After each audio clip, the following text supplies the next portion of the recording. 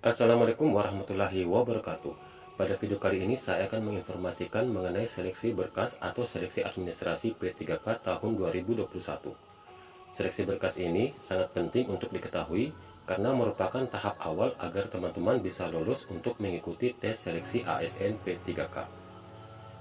Apabila dalam seleksi berkas ini teman-teman gagal, maka teman-teman tidak bisa lanjut ke tahap berikutnya, yaitu kompetensi atau tes seleksi P3K. Pada tahap seleksi berkas ini, teman-teman harus ketahui agar tidak menemukan kendala atau kesulitan yang akan membuat teman-teman gugur dalam tahap seleksi administrasi. Sebelum kita lanjut, sekedar mengingatkan bagi teman-teman yang belum subscribe, dipersilahkan untuk menekan tombol subscribe dan tombol loncengnya agar tidak ketinggalan informasi terupdate dari channel ini.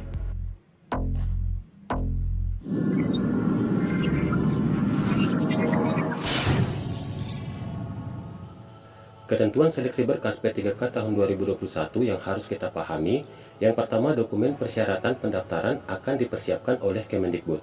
Ini sangat membantu kita untuk mempersiapkan dokumen apa saja yang diperlukan, karena telah ditentukan oleh Kemendikbud. Jangan sampai teman-teman lupa untuk mempersiapkan foto diri dengan background warna merah, karena Kemendikbud tidak menyiapkan foto para peserta calon pelamar. Perlu diketahui, format foto biasanya dalam bentuk JPG dengan ukuran biasanya 100 sampai dengan 200 KB. Dan foto ini nantinya akan diunggah di halaman sscasnbkn.go.id pada saat melakukan pendaftaran. Yang kedua, pemerintah daerah cukup menginformasikan formasi P3K guru. Jadi di sini pemerintah daerah akan mengumumkan apa yang dibutuhkan, berapa jumlah formasinya, dan lain sebagainya. Ketiga, seleksi administrasi atau verifikasi berkas akan dilakukan oleh Kemendikbud. Dan verifikasi berkas akan terintegrasi dengan data pendidik dan kependidikan atau Dapodik. Selanjutnya terintegrasi dengan Dukcapil atau data kependudukan dan terintegrasi juga ke PD Dikti.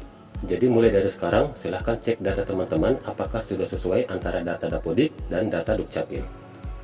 Misalnya di KTP tertulis nama Mulyadi, sedangkan di Dapodik tertulis Mulyadi. Karena terdapat perbedaan huruf antara I dan Y, maka ini akan muncul peringatan bahwa data yang Anda masukkan tidak sesuai. Atau misalnya pelamar berusia 19 tahun masukkan NIK pada saat pendaftaran, maka akan muncul peringatan bahwa tidak memenuhi persyaratan untuk mengikuti seleksi P3K, karena usia minimal adalah 20 tahun. Begitu juga dengan data pada ijazah dan serdik. Kemudian yang keempat, seleksi administrasi dan pengumumannya dilaksanakan tanggal 1 Juni sampai dengan 30 Juni 2021 atau sekitar 30 hari. Untuk pendaftaran, jika tidak ada perubahan, maka akan dilakukan dari tanggal 31 Mei sampai dengan 21 Juni 2021. Jadi mulai dari sekarang, teman-teman perhatikan baik-baik data teman-teman, jangan sampai mendaftar melebihi dari ketentuan yang telah ditetapkan. Untuk pendaftaran nanti, tinggal masuk ke portal sscasnbkn.go.id, kemudian pilih tombol SSP3K. Yang kelima, verifikasi administrasi dilakukan berdasar sertifikasi pendidik terlebih dahulu. Apabila tidak sesuai, maka dilakukan berdasar kualifikasi pendidikan yang bersangkutan. Jadi verifikasi administrasi ini dilakukan berdasarkan serdik yang dimiliki oleh yang bersangkutan terlebih dahulu. Apabila serdik sesuai dengan formasi yang dipilih, maka bisa dipastikan teman-teman bisa menggunakan serdik tersebut. Namun apabila serdik tidak sesuai dengan formasi yang dipilih, maka akan dilakukan berdasarkan kualifikasi pendidikan yang dimiliki. Yang keenam, semua peserta melakukan pendaftaran di awal.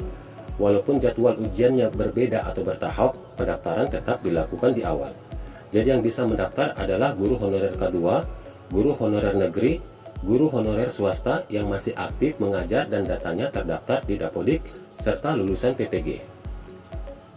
Untuk tes pertama atau tahap pertama dikhususkan untuk honorer K2 dan honorer sekolah negeri dan tidak bisa memilih atau melamar di instansi lain. Tes kedua atau tahap kedua diperuntukkan untuk 4 kategori, yaitu guru honorer K2, guru honorer sekolah negeri yang tidak lulus pada tes pertama, dan guru honorer swasta serta lulusan PPG. Untuk guru honorer K2, guru honorer negeri dan guru honorer swasta tidak bisa mendaftar di instansi lain. Jadi harus melamar di tempat instansi teman-teman mengajar. Dan untuk lulusan PPG, melamar di instansi yang sesuai dengan domisilinya. Untuk tes ketiga sama seperti tes kedua, artinya semua kategori bisa mengikuti tes yang tidak lolos pada tahap pertama dan kedua. Perbedaannya pada tes ketiga, semua kategori bisa melamar di instansi lain. Kemudian akan ada pengisian formasi kosong.